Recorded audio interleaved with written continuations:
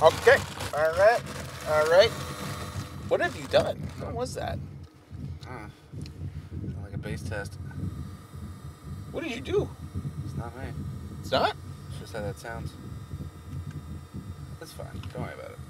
Oh, yeah? Watch this. Watch what? Are you sure? What's happening? There we go.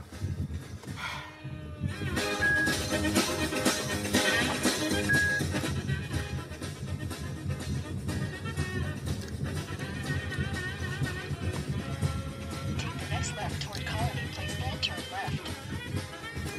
I can't believe Chewbacca went full dong.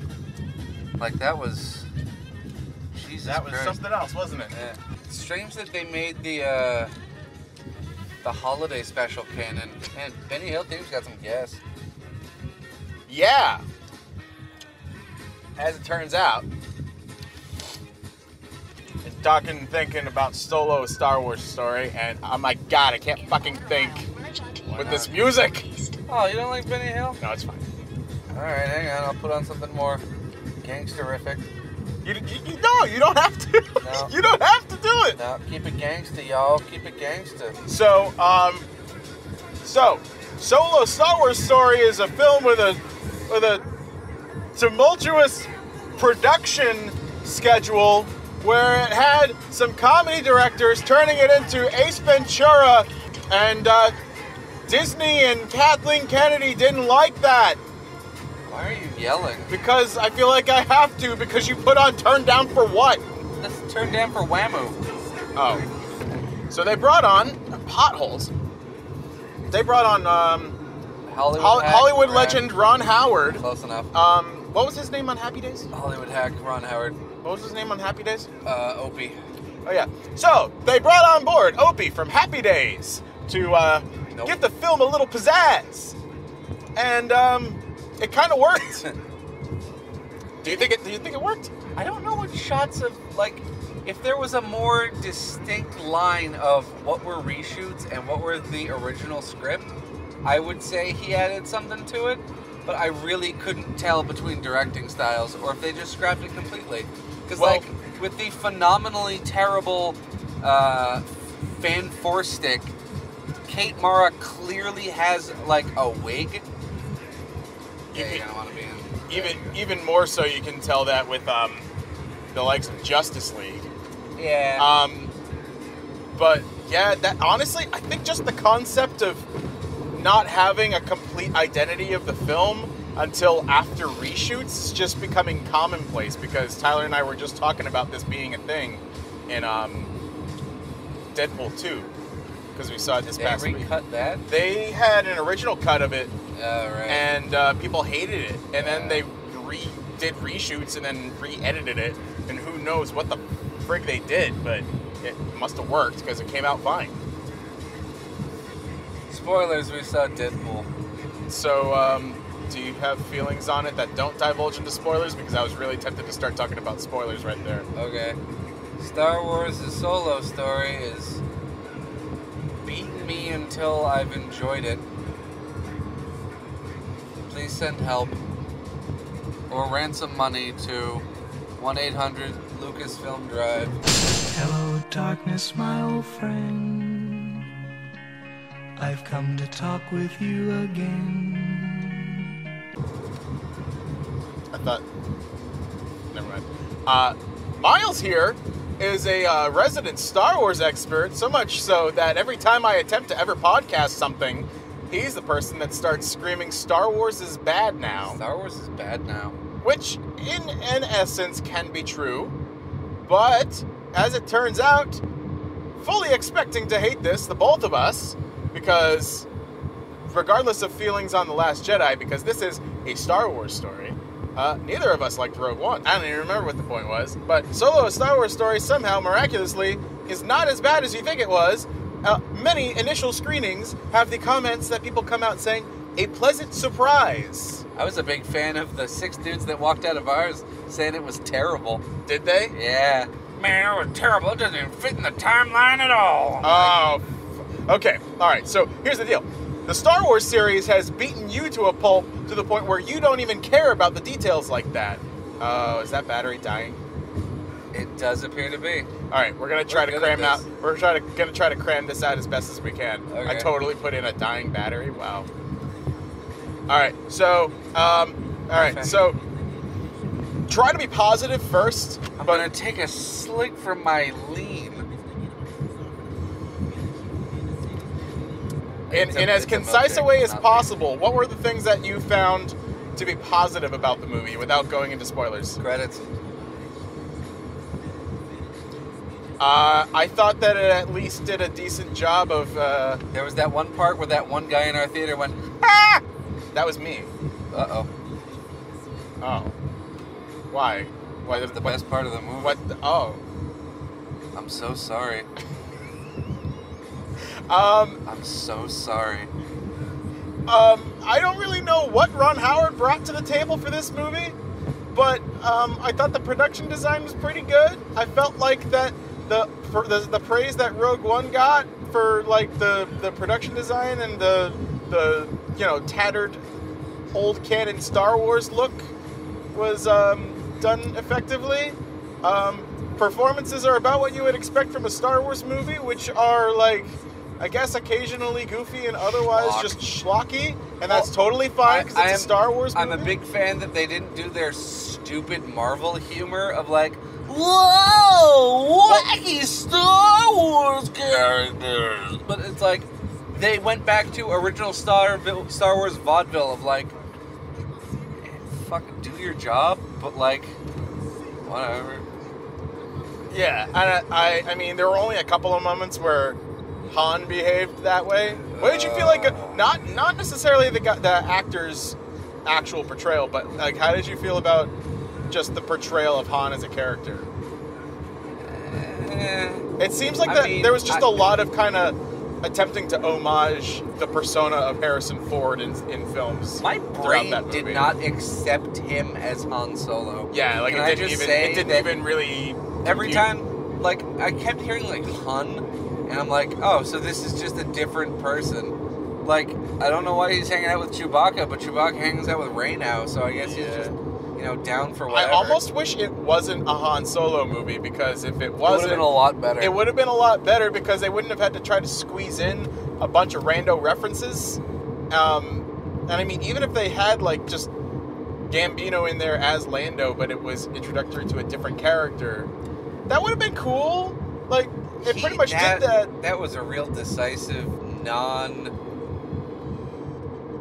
non-voice. Like, the one thing he did it in the first two lines of dialogue he had. He had like the Billy D. Williams charm. Billy D. Williams. Yeah, he actually had like that robust voice of Billy, and then he just didn't for the whole rest of the movie. I guess. I didn't. The one thing that really bothered me is, where the fuck is not Ansel Elgort from? What's his face? He's Aiden Aldrich. Aiden Aldrich. He was in Hail Caesar. He was the there's a scene. Would but it were so simple, boy. Yes, I'm a big fan of a scene in Hail Caesar where they are making fun of him for not being able to act. How ironic! But I'm talking about, what country is he from? Do they speak English and what? English, motherfucker. He don't speak it. Like, he devolves into some weird. Well, it's like the Jean-Claude Van Damme thing in the Street Oh Fighter my movie. God! Did he learn English phonetically? Come out from behind your curtain, wizard! Come out from behind the curtain, wizard. Let's see how pure your combat really is. Come on! Like, what is happening? I don't know. I will come back for you! The moments where he was the most charming as that character was when he wasn't deliberately like trying to make his voice sound like "get off my plane." Oh my God, can you imagine if instead of mimicking Star Wars Harrison Ford, he was mimicking Air Force One or like Firewall Harrison Ford, where he's just given up, like the "get off my plane." All right, so So this camera's we're gonna try to race through this before the camera dies. Non-spoiler negative things. Non-spoiler negative things? Yes. Why did that movie have to exist? Like, You know, really I thought told that at nothing. multiple points, most of the way through. Not that it particularly detrimented my enjoyment. It advanced no plot. It is literally just rattling keys to keep the filthy mouth breathers happy between cradle and grave. Like, it's just, even Star Wars Rogue One was like, this answers that question that nobody asked of why was it so easy to blow up the Death Star? It's like, oh man, it's like if I have a car and I throw a match in the gas tank, what are the odds of it exploding, am I right?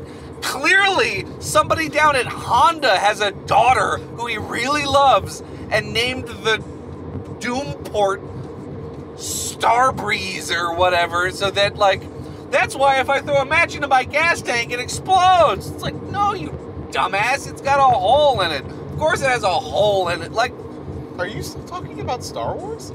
they had a shoot the bomb here hole that he named after his daughter because I want the Death Star to be easily blow-upable. But no one explained. I can't wait for the movie explaining, oh, here's Steve, the repair crewman from the Death Star 2, who had a perfectly Millennium Falcon-sized hole to the middle of the second Death Star because he also didn't like the Empire because the Empire kicked his puppy once when he was 2, and he's like, I'll show you! And it was John Wick all along. It's a story that didn't need to be told, but I guess this is just like how did Han Solo... This was literally a paint by numbers thing of, all right, this is a modern movie, but we're telling an older thing about Star Wars, here are these characters, and here are the things that we remember about these characters, and the best that it was able to do was turn those things and kind of make them into characterization for Han or Lando or Chewie. But I gotta say, at its worst, it was just like here's your gun, son. Well, so that's the thing is I was mentally had a checklist of like, okay, gun, jacket, Millennium Falcon, obviously. Like, oh, Boba Fett's gonna show up and beep beep beep. Like, they showed the gun. Spoilers. Woody Harrelson's like, You can do spoilers now. okay, here's a gun. Yeah. No, that's just, I mean, you gotta have a gun. Space. Yeah. If it was an original Star Wars story and didn't have to be about Han Solo, that would have just been like a moment where it was like, all right, this is a moment where he gets to, he's like getting ready, he's getting hyped up, he's getting geared up. Even the gun has an origin story of it's a sniper, now it's a blaster, now it's just a gun. It's a pistol with a sniper scope on it. I don't know, fuck you. Here, kid. Like, yeah. Okay. I think this is the most non-Woody Harrelson I've seen Woody Harrelson in a very long time. Yeah, well, I mean, I think the script didn't really allow for it. Kinda. Like, I think they were literally just trying to make him be like, okay, so we realize you're not Michael Rooker, but just do a Yondu thing. Kinda, yeah. Kinda? Yeah, kinda. He's like, be a Mary Poppins, y'all. Michael Rooker's so good. Yeah. Oh, well. Anyway, so Woody Harrelson's kind of like a non-thing. Emilia Clarke is in the movie, and she's just kind of there. Emilia Clarke?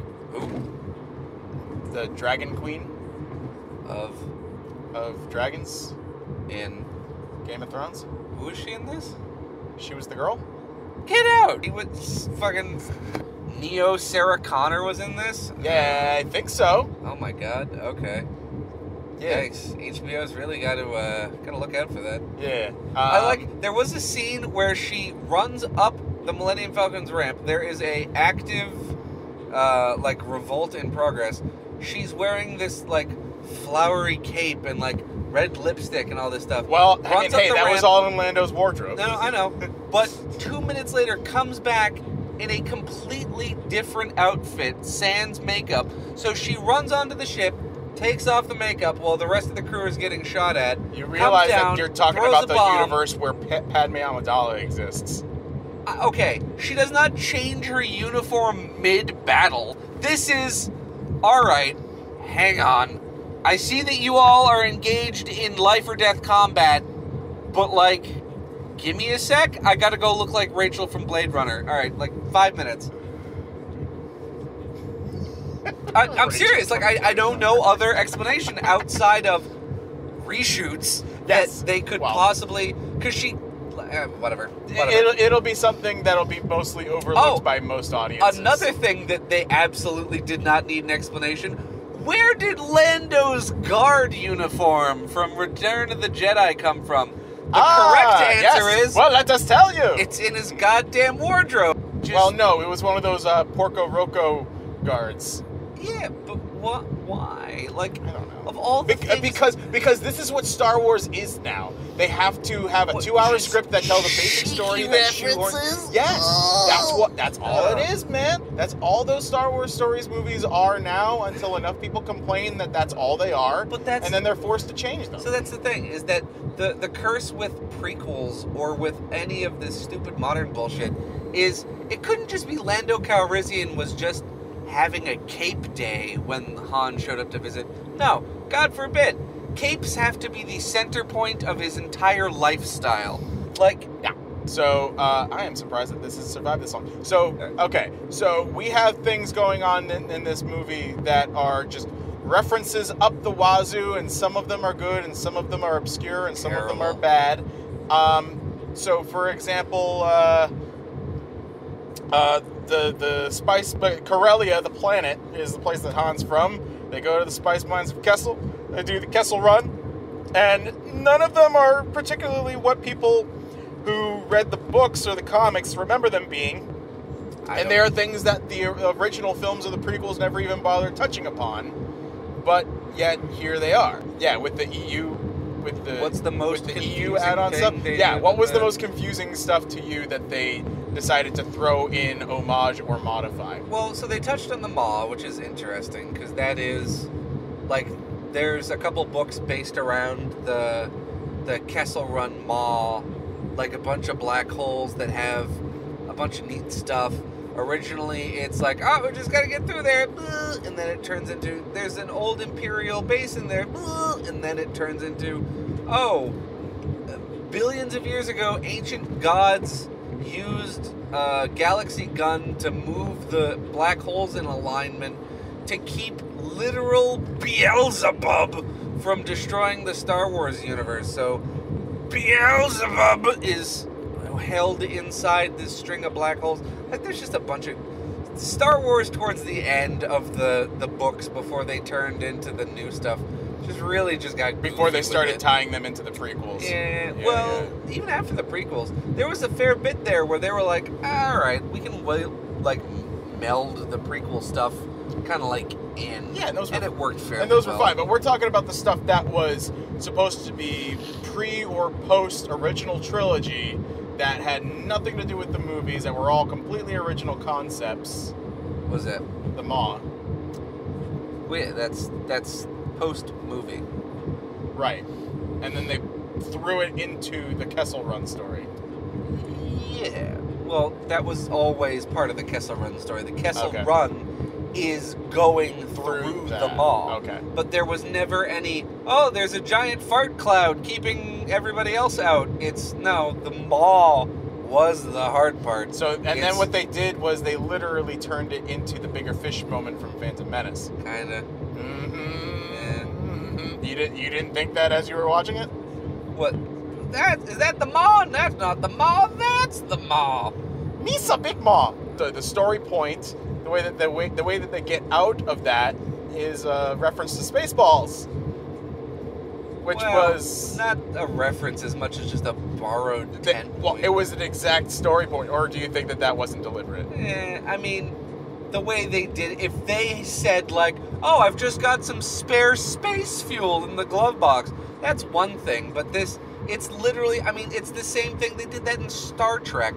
Like, oh, we're not going to make it out of here in time. Quick, somebody send down to the engine room and just have Spock reach into a goldfish bowl and go, brrr, and he fixes it. Like, whatever. It's a story beat element, but I just thought it was funny that it was the exact one from Spaceballs. Yeah. Where apparently, not only does the Falcon have an internal combustion engine, you just throw whatever you want in there. Just, inject it, and it's fine. Shut up. And it has a suspenseful moment where the whole thing shuts down and then it shoots off into space. Yeah, well, because the Falcon is like a piece of shit. That's like the joke, is that it's always... Well, as it turns out, it was Joke, joke, perfectly fine until Han turned it into a piece of shit. Well, no. So I think what they're like, what I got out of that is them hooking up the robot brain is what made it from a always reliable, look, the thing just turns on, into a flip the switch, the lights turn on, the lights go out, Han punches it, and the lights turn back on. Yeah, so the robot there, you liked that character. Arguably the best part of the movie. What was the robot's name? Well, basically, M3, a protocol-esque droid owned by Lando. had wide hips. I noticed that the way Yes, the robot was designed, it got some robotic booty going on. Yeah, well, basically, it was the first time where we actually have a droid, robosexual. a droid character that is inherently female or feminine. Right? I can't. At least not in a way that's Definitely just in the kind of like. movies. I guess, in the movies, in the films. Sure. I guess. I don't know. C3 or R2 as a gender, but yeah. Well, It's- right. So, but Who's that voiced by? I was gonna ask you that. Oh, We'd have I to look it couldn't. up. Brito. If she wasn't already Captain Phasma, I would have guessed Gwendolyn Christie or something like that. That's what I was thinking. That really sounded like. You should look it up. The droid character is one that's pretty much one of those fun, argumentative droids with a big personality that is all about rebellion and civil rights for droids, and it's That was the most gore I think I've seen in a Star Wars film in a while. yeah, possibly. Like, there was some stuff. Yeah. No, this movie kind of. I mean, I thought at a few moments where like this was probably the most, adult in terms of like tone and language and thematics Star Wars movie to date. It really just felt like an Indiana Jones movie for It like did. a good deal of it. That's what I was saying. Like, especially a lot of the action sequences felt like that. I still don't get Disney is micromanaging all of the little side stories and then just make whatever you want for the main stuff. Who's Ryan Johnson? It seems Don't worry about it. It seems a little backwards, I guess, but I guess I don't know. They're still figuring it out, and they're trying to figure out where to take the risks. And I figure the fan service stuff is the places that they determined they didn't want to. I don't know. Guess. I will say this movie did have a lot of neat shots in it. Cinematography was great, and I thought the production design was great. There were some that were kind of weird. The Why was CGI was shoddy in spots, but at least where the CGI was shoddy, Why the was creature that design and the vehicle design was cool. Why was the stormtrooper driving a triangle? Like bits like that. I don't. The first chase sequence, they're literally getting chased by a cardboard box on Corellia. Kinda, yeah. Yeah, which is fine. It looked like something out of Blade Runner, kinda aesthetically. Yeah. There was just a bunch of that stuff that was just gonna. Movie recording was stopped. I'm guessing outer space. Yeah. All right. So do closing thoughts on the recording then, because we lost video. Okay. Because I had this guy going down here still. There are worse things to do with your time. Read a book. Yeah, but as like a Star Wars film. Oh. Like, as in, if comparatively to the last 10 years of Star Wars movies. It is better than the holiday special. That's It a is long better time ago. It is better than Battle for Endor. It's on par with Caravan of Courage, and it is nowhere near as good as the Gen Todorowsky Star Wars animated series. But is it better than The Last Jedi? Last Jedi's kind of grown on me. I need to rewatch it. There is something to be said for a movie whose director hates its audience. I kind of dig that in like a very weird meta sense. Like the movie itself is whatever, but I just love the idea of like, hey nerds, you know the reason you're seeing this is because you like this as a franchise. Well, eat dirt. Like there's something about that that's kind of charming to me in a very like two, like in a kind of like a symbiotic asshole relationship. But does it feel more like a Star Wars movie than Solo does? Oh God, no. Last Jedi does not feel like a Star Wars movie. That feels more like a freaking. Last Jedi feels closer to Mother than to Star Wars. Like, it kind of does. You're kind of right. Okay, so more so than Last Jedi, more so definitely than Rogue One. yeah, What Rogue does One it- was just kind of weird. Does it feel more like an actual Star Wars movie than The Force Awakens? I mean, The Force Awakens was just so obnoxiously safe that it was like, I mean, The Force Awakens wants to be a Star Wars movie more than anything. So basically, my point is, Solo, a Star Wars story, while it's not particularly amazing, is consistently entertaining enough and feels more like a Star Wars movie than any Star Wars movie in recent years. I'd rather watch it again than drink paint. See? Sweetie, smoothie, come Yeah. for that booty. So, yeah. I mean, it's fine. It's alright. It's fine. It's a fine movie. That's fine. It's okay. I would call it okay. Needs more Boba Fett. 0 out of 10. Yeah. So, spoiler alert: no Boba Fett, but there is another character that is a fan favorite that gets some screen time that people will shit their pants over. And I don't know why he's there. Miles does. I guess people that watch Yeah, it's the animated stuff know why he's Completely there. inconceivable. Inconceivable. Inconceivable. I was just watching that last night. Yep. Well, they put him in just for you. Spoilers as to who it is, by the way. But that gives Wicked. it away. It is Wicked. But that's not. No. That's two different actors. Yeah. Sorry, Warwick Davis. Warwick Davis is Wicked, Yes. and he's in the movie, but that's Yes. not the guy that we're talking about. What are you talking about? We're the inconceivable guy. Yeah. That's not Warwick Davis. No, that is separate from Warwick They are Davis. both in the movie. Yes. And that is still But neither of them the I character did- that I was referring to. That was the villain character that people like. What are you talking about? Inconceivable. So if you're not worried about Star Wars making any sense, and you're just like, I want a bloody romp, go see Solo. There you And go. with that note, Star Wars, the Solo story. My butt hurts. Good night, everybody.